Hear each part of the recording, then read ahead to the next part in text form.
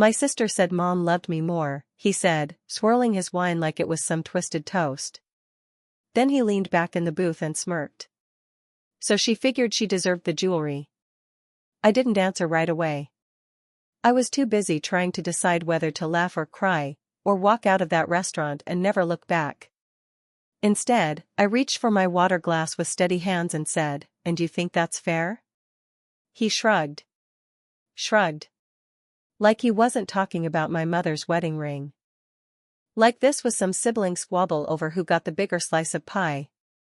Lacey always said your mom had a soft spot for her, he added. I think your mom just didn't want to make it awkward. And now, well, what's done is done, right?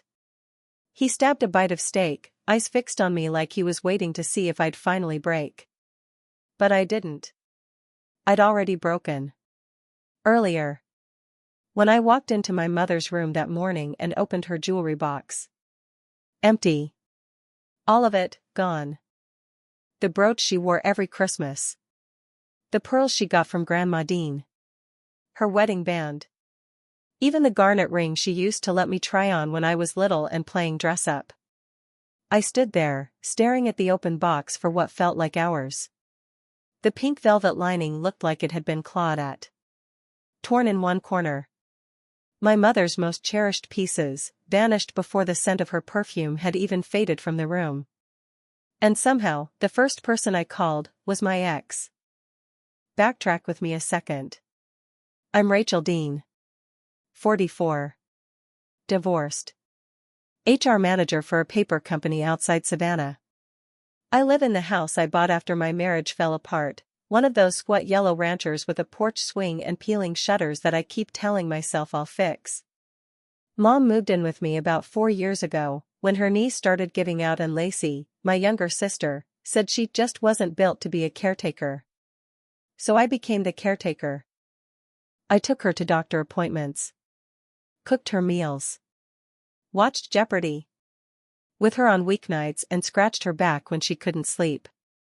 I bought her a recliner and repainted the spare bedroom in soft blue because she said it reminded her of the ocean.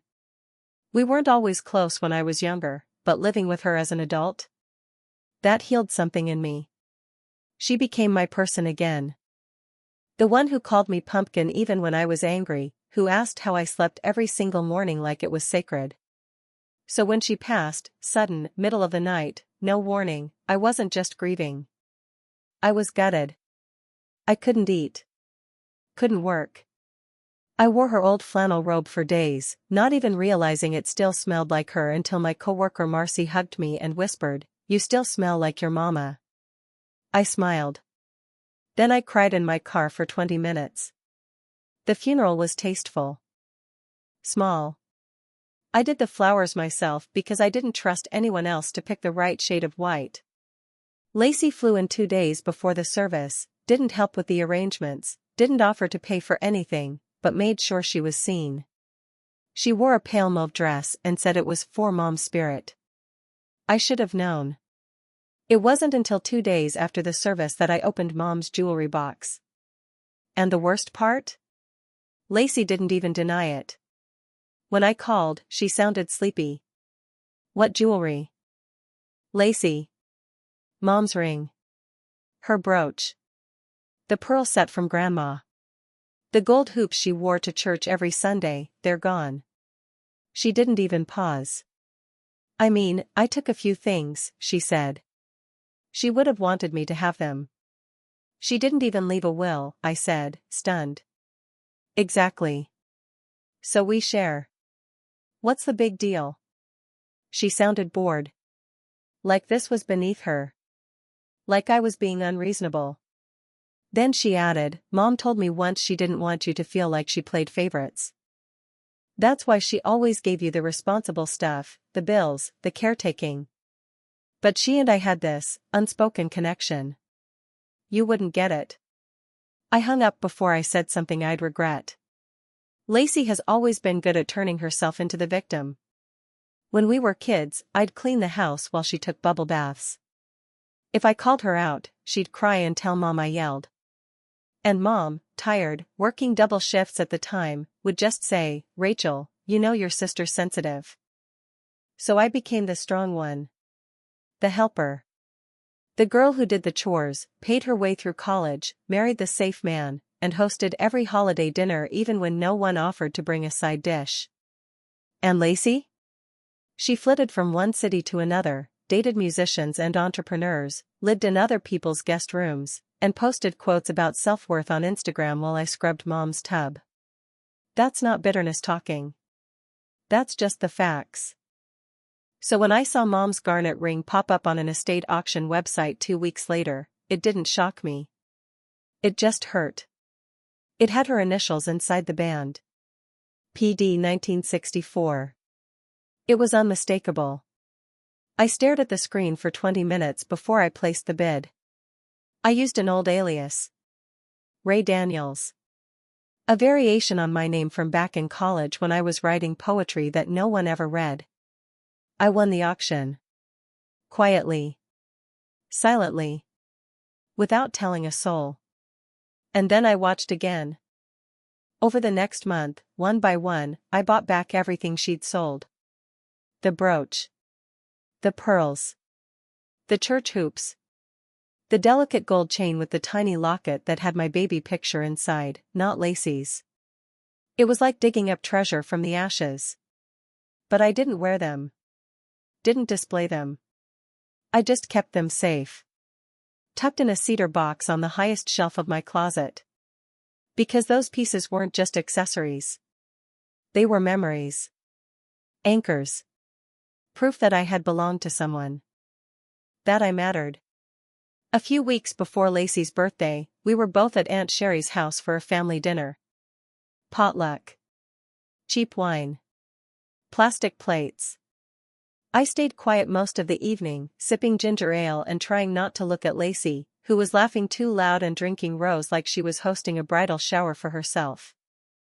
Then, over dessert, she leaned across the table and said to my ex-husband, yes, my ex, who she still texts occasionally under the pretense of being friendly, you know, my sister always thought she was the favorite. But Mom told me the opposite. She said, don't tell Rachel, but you've always been the light in my life. She laughed. He laughed. And I looked down at my lemon bar and realized it tasted like sand. It wasn't the lie that hurt most. It was how easily she weaponized our mother's memory, right there, between bites of potluck and sweet wine. Like it was a party trick. No one said anything. Not Aunt Sherry. Not my cousin Jenna.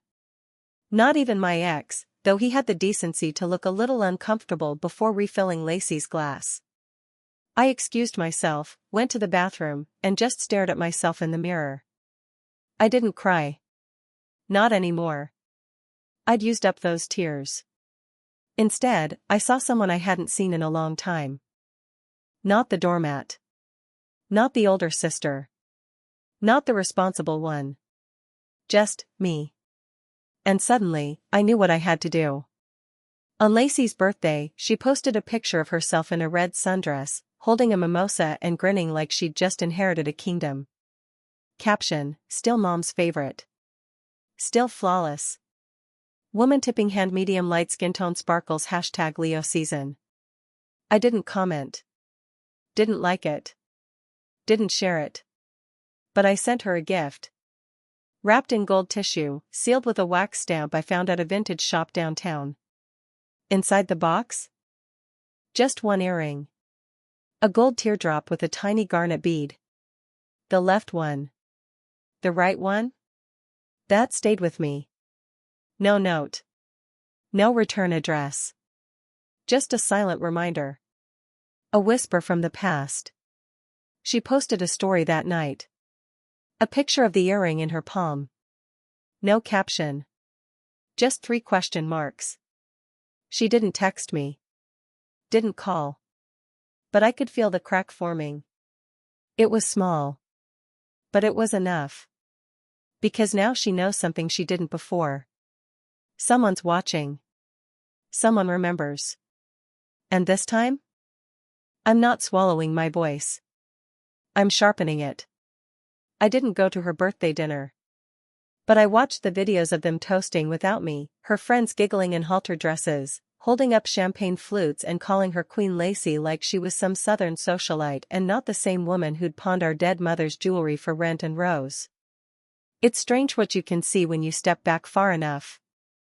Not just the content of people's lives, but the performance of it. Lacey had always been good at playing the role, the dazzling younger sister, the misunderstood creative, the girl who couldn't quite get it together but always found a soft place to land. And now, with me off the radar, she'd found center stage. She posted that night like she was celebrating not just her birthday, but her ascension. There she was in a red wrap dress 2 sizes too tight, wearing the strand of pearls she claimed Mom wanted her to have, clinking glasses with people who hadn't seen her since graduation, captioning it all, "To the women who raise us, and the ones we become. Miss you every day, Mama." #Leo season #legacy. Legacy. That word clanged in my ears like a dropped tray. If she even understood what the word meant, she might have known that a legacy isn't built by looting someone's memory and filtering it through filters and hashtags. But she didn't care. She wasn't trying to honor Mom. She was trying to own her, her image, her things, her story. And it worked, for a while. I watched from a distance as cousins who hadn't called me in months posted comments like, "She'd be so proud of you, Lacey, and you've handled this with such grace." And I thought, maybe that's the real betrayal, not the theft, not the lies, but the way people will line up to believe the prettier version of a story if it comes with soft lighting and free wine. After that night, I didn't just stop responding to Lacey, I pulled back from everyone. I stopped attending Sunday dinners, ignored 3 missed calls from Aunt Sherry, skipped the church memorial for Mom even though I knew her old choir would be singing. I took down my Facebook, paused Instagram, let texts go unanswered. I stopped returning voicemails, even the ones that began with kindness. The world got quieter. And in that quiet, something in me started to sharpen. One Thursday, I left work early and drove 2 counties over to a little jewelry shop I'd found online, one that specialized in estate pieces and private records. The man behind the counter was older, with careful hands and the kind of eyes that had seen every kind of grief and greed. I introduced myself by a name I hadn't used since college, Ray Daniels, and told him I was researching items from my mother's estate. I showed him a printout of a pendant Lacey had tried to resell a month earlier, one I had managed to buy back before she even knew it had value. He studied it closely, nodded once, and then quietly slid me a folded envelope with a receipt inside. No words. No judgment. Just proof. I tucked it into my bag like it was something holy. Because to me, it was. It was a crack in the story she was spinning. Meanwhile, Lacey flourished, or at least, she looked like she was. She posted pictures of her new SUV, called it her freedom car, and tagged it with #hardworkpayoff, as though waiting tables twice a week and cashing out Mom's belongings counted as hustle. She took a trip to Scottsdale next, some boutique spa resort where she posted slow-motion videos of herself in a white robe, sipping cucumber water by an infinity pool, captioning it, "Healing is a full-time job." I watched her lean into the role of grieving golden child like it was a performance review she was determined to ace. And I let her. I let everyone believe I had disappeared, faded out, collapsed under the weight of it all.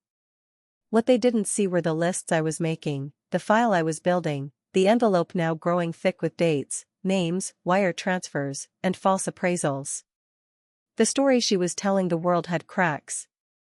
And I had started collecting every single one of them. The only person who seemed to notice something different was Marcy. We met for coffee one rainy afternoon at a place we used to frequent back when we both thought the hardest thing in life would be surviving management meetings without falling asleep. She looked at me carefully as I stirred honey into my tea, then reached across the table and touched my wrist. "You're not talking much," she said softly. "That's not like you." I looked at her and, for the first time in weeks, told the truth without giving away the whole story. "Talking hasn't been useful lately," I said. "Listening has." She tilted her head, her eyes narrowing just slightly. "You're doing something," she murmured. "I don't know what it is, but it's quiet. And it's big." I didn't nod. Didn't confirm or deny. I just lifted my cup and said, people always mistake silence for surrender. A week later, I overheard something that confirmed everything I suspected. I was standing in line at the bank when I heard a woman 2 places behind me mention Lacey's name. She's the one who got all her mama's jewelry, right? Said her sister gave it to her because she was too grief-stricken to deal with it. The other woman replied, I heard she sold half of it already. Shame, really. Some of those pieces were heirlooms. Can't put a price on family.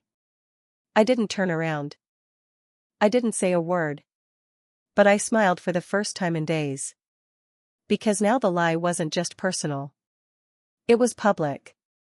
And that meant there were witnesses. That night, I logged into an old account I hadn't used in years, a genealogy site Mom and I once played around with, mostly for fun. But it let me upload documents. Memories. Names. I created a private page labeled PD. Legacy Archive and began uploading photos of each jewelry piece, with descriptions, dates, appraisals, and brief notes about their history. I attached old family photos of Mom wearing each item. Easter 1989. Church Social 2003. Her 50th birthday. It wasn't for revenge. Not yet. It was for proof. Because someday soon, someone would need to see what was real. And they wouldn't hear it from Lacey's lips. They'd see it with their own eyes. Marcy came by a few days later, holding 2 coffees and wearing the kind of expression that told me she wasn't just dropping in for caffeine. She set the drinks down, looked me dead in the face, and said, Lacey's telling people you had a breakdown. She's saying she took over Mom's estate because you were emotionally unstable. I let the words land without blinking. Then I picked up the envelope from the antique jewelry shop and handed it to her. What's this? She asked. A receipt, I said. For a lie. She opened it, read it twice, and then sat back in her chair slowly. You're collecting these? She asked. I nodded once. Every single one. Later that week, I sent Lacey a package. Not a gift, nothing sentimental. Just a thin manila envelope with no return address. Inside it, I placed a printout of a screenshot from her Instagram, the one where she wore the garnet bracelet, smiling on a sunlit patio in Scottsdale. Alongside it, I included a photo of the original garnet bracelet, the one from Mom's safe, now back in my possession, with the tiny chip near the clasp and the initials PD engraved underneath. No note. No context. Just image versus image. The real beside the replica. Truth beside theater. I don't know what her reaction was. She didn't call. Didn't text. But I noticed something interesting. Within a day, she archived the photo.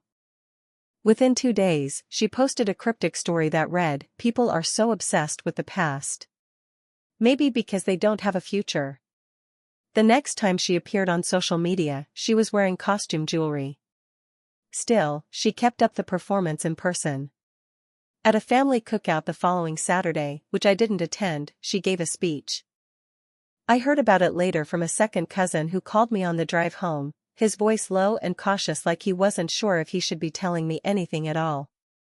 She said you were having a hard time, he murmured. Said you asked her to take over Mom's affairs because you couldn't handle it. I was standing in the garden when he said it, trimming a bush that had started to choke out the azaleas. I clipped one stem a little too hard and let the branch fall at my feet. Did she really? I said flatly. Yeah. Said you were the one who wanted her to have the jewelry. Said you begged her not to tell anyone because you were embarrassed. People looked uncomfortable, Rachel. Sherry looked furious. I thanked him for calling and hung up. Then I walked into the house, opened my closet, and took out the small navy velvet pouch I'd bought from the antique shop. I opened the clasp box beside it and took inventory. Every piece was still there. Untouched. Untarnished. Waiting. Before bed that night, I added one more line to the timeline on my spreadsheet. Lacey publicly claimed I relinquished the estate due to emotional instability. Audience, family. Date, August 19th. I stared at the blinking cursor beneath the entry for a long time, then typed, correction forthcoming. They thought I was unraveling. They thought I'd folded. But they hadn't seen what I was building. Not yet. Her assistant sent me an email by mistake. It landed in my inbox like a spark on dry brush, and when I read it, I knew I wasn't imagining things anymore. She wasn't just careless. She was calculated. It was one of those chain-forwarded replies that kept the entire thread attached, like she'd forgotten to delete the paper trail before firing it off. It was addressed to someone named Sasha, no last name, just a lowercase handle and a heart emoji. The message itself was sickening in its tone, this smug parade of exclamation points and cloying emojis that read, "Let's avoid any direct names in the legacy bio. Sister is unpredictable and might start asking questions upside down. Face, try something soft like navigating grief with grace or embracing loss privately. Make it emotional but vague. Also, make sure the photo with the locket goes up by Monday, that one really sells the mother-daughter bond. People love the fake hospital story." The last line turned my stomach in a way I didn't expect. The fake hospital story? I scrolled back through her page and found the post, an old photo of her holding Mom's hand in what looked like a hospital bed, captioned, "Our last day together." She held my hand and told me I was her legacy. The problem was, that day never happened. Mom never said those words. And Lacey hadn't even been there when Mom passed. She'd been 2 states away, hungover, unreachable for hours. I printed the email and tucked it into my growing archive. But that night, I also cried for the first time in weeks, not quiet tears of sadness, but deep, full-bodied sobs, the kind that shake loose something ancient. I wasn't just hurt anymore. I was humiliated. That she would reduce the most sacred moment of my life, the day I watched our mother slip away, into a soundbite for likes. That she would forge sentiment just to sell knockoff heirlooms and get podcast invites. It wasn't grief. It was branding. And she was thriving off it. She'd begun calling herself a memory curator on social media. She even added it to her bio, right above a link to her online store, which now had over 50 items. Necklaces. Bangles. Remakes of rings that weren't hers to remake. And then there it was, the most offensive thing yet. A gold-plated recreation of Mom's wedding ring, listed as the Patricia band, described as worn by my mother during the miracle of my birth, a circle of strength passed from woman to woman. I stared at the screen in disbelief. That ring had nothing to do with her birth. Nothing to do with her at all. It was a ring Mom stopped wearing after the divorce, something I'd once asked her about when I was 12 and she simply said, "That part of my life is finished." She had given it to me quietly the year I got married. Not Lacey. Not even close. She wasn't even in the same house the day Mom packed it in a velvet box and said, "You understand the weight of things, Rachel. That's why it should be yours." I brought the ring out from my safe that night. I held it in my hand, turned it over gently, and then took a photo of it beside a yellowed letter from Mom, one she'd written to me before my wedding, telling me about the ring's history. Then I opened a new section of the public archive I had quietly published 2 days earlier. I called it Fiction versus Fact, and I uploaded the photo with a simple caption, "Original, gifted 2008. Documented and retained. All others are replicas." I didn't name her. I didn't have to. People would find it. And when they did, the cracks would start showing. I met with Nadine the next morning at her law office, and when I showed her the assistant's email, she took a deep breath and said, "Well, this is no longer a gray area. This is active misrepresentation. And depending on how she filed those estate documents, possibly fraud." I told her I hadn't seen the estate papers, and that I hadn't signed anything. She blinked at me, slowly. "Then that's the next thing we investigate."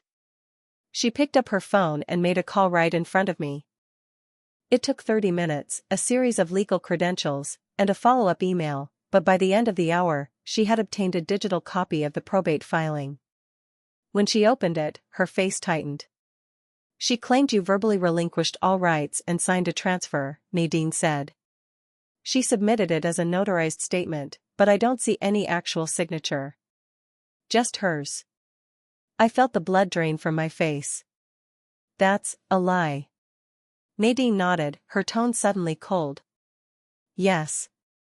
It is. That night, I sat in my car outside the boutique where Lacey was hosting her so-called preview party. I didn't go in. I didn't need to.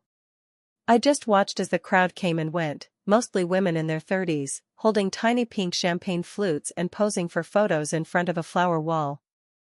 I watched Lacey come out twice to wave and laugh, wearing a gold cuff she used to call old-fashioned back when Mom wore it to church. She was basking. Floating. Smiling like she'd just won something.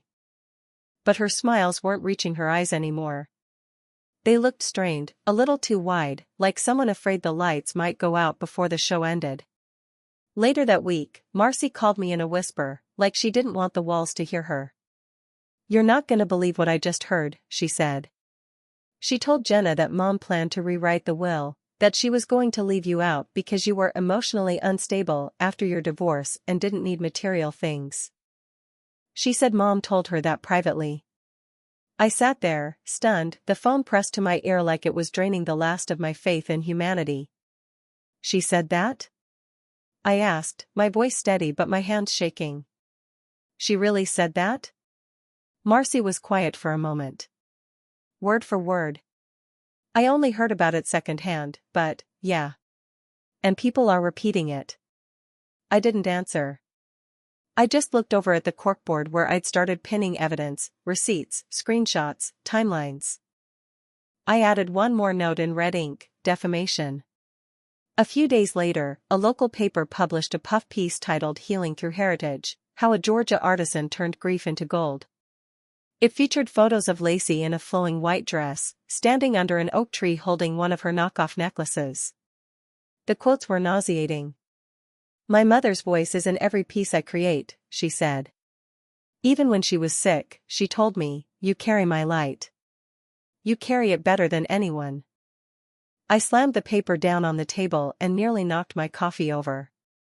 It wasn't just theft anymore. It was full-blown character assassination. She wasn't just stealing from Mom. She was erasing me. I knew what I had to do. I logged back into the archive, now public, and uploaded one final document, a copy of Mom's handwritten will, witnessed, dated, and scanned long before Lacey ever touched the filing cabinet. It was simple. It listed both of us as heirs. It outlined each item. And in the margins, Mom had scribbled, "Rachel gets the family jewelry, she remembers the stories behind them." I paired it with a photo of the will itself and a caption that simply read, "This is the original. Ask questions." The next morning, things started happening.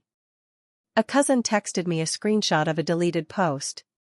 Then someone sent me a blurry photo of Lacey at the cafe, looking pale and shaken, clutching her phone with both hands. That afternoon, the Shopify store went under maintenance. And by nightfall, the Legacy by Lacey Instagram had disappeared entirely. I didn't say a word. I didn't post. I didn't comment. But I went to bed knowing one thing for certain. Tomorrow, she's going to wake up and realize the past doesn't belong to her anymore. She toasted her new launch under chandeliers that weren't paid for, smiling into cameras that would be filming her downfall within the hour. I stood in the back, quiet, anonymous, watching the woman who once told me Mom loved her more finally look like someone who had no idea what love even was. The event was called Legacy Refined, her biggest show yet. A full art gallery, velvet-lined walls, champagne towers, even a slideshow of family photos projected behind her logo. My mother's handwriting, lifted from old birthday cards, floated across the wall in cursive light like a ghostly endorsement. I watched the crowd of Savannah's small elite gather around her as she gave her speech, spinning the same rehearsed story about how she found purpose through pain. The moment that line left her mouth, I felt the muscles in my jaw tighten.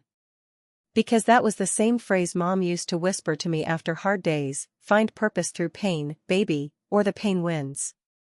I could still hear her voice, warm and steady, And it hit me that Lacey wasn't just stealing jewelry or stories anymore. She was stealing words. Our mother's language. Her assistant, the same one who'd sent me that incriminating email, stood off to the side, pale and jittery, scrolling her phone like she'd seen a ghost. Lacey didn't notice. She was too busy soaking in the applause, clinking her glass, basking in the glow of a crowd that didn't yet know they were applauding a fraud. Then, right as she reached for her next toast, the assistant moved toward her, whispering something into her ear. I saw Lacey's face freeze mid-laugh. Her lips parted, but no sound came out. She lowered the glass slightly, blinked, then forced a smile that looked more like a grimace. "Excuse me 1 second, folks," she said brightly, voice quivering just enough to betray her. A small technical hiccup. She slipped behind the display curtain. The room murmured. People exchanged glances. I stayed where I was, still and composed, my pulse steady. Because I already knew what she'd just been told. At that exact moment, a courier had arrived at the venue's front desk with a cease and desist letter, served on behalf of the Patricia Dean estate. Nadine had timed it to perfection. The notice listed every violation: fraudulent estate filing, unauthorized commercial use of family heirlooms, falsification of marketing claims, and intentional misrepresentation of inheritance. Attached were screenshots of her assistant's emails, the probate documents she'd forged, and side-by-side images of her jewelry next to Mom's originals, each one with a timestamp, appraisal, and witness statement. There was no wiggle room, no plausible deniability. Just ink, evidence, and truth. But I wasn't finished. 5 minutes before her speech began, I'd published the last update to the Public Family Legacy Archive, the site she'd dismissed as my grief blog. This update was titled The True Legacy of Patricia Dean. It included a recorded voicemail, one I had saved for months, of Mom's soft Georgia drawl saying, "Rachel, if anything ever happens to me, take care of the things that matter. Don't let anyone sell the stories." The recording played over a slideshow of Mom wearing the original jewelry, her handwriting appearing beneath each photo. Within minutes of going live, people began sharing it. The first wave came from family, then neighbors, then total strangers. By the time Lacey was backstage checking her phone, the hashtag The Real Patricia Dean was trending in Savannah. I didn't gloat. I didn't even smile. I just stood in the back, hands clasped around the garnet earring in my pocket, feeling its small, perfect weight against my palm. It was the last piece Mom ever wore before she passed. The night before she went to bed for the last time, she'd taken them off, set them on her nightstand, and said, "If I ever forget where I came from, these will remind me." That's why I'd chosen it. That's why, when the time came, I would send Lacey one, just one, so she'd always be reminded that she was missing the other half of the truth.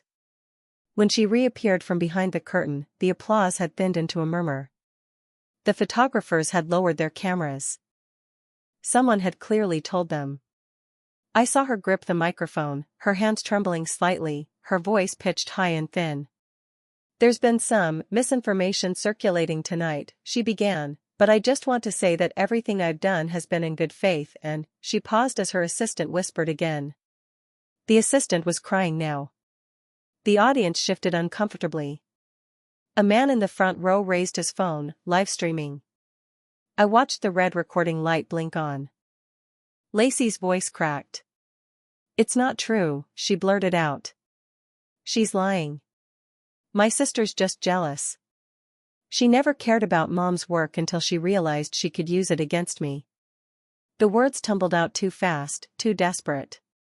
Someone in the crowd called out, "Is this about that letter?" Another said, "What's she talking about?"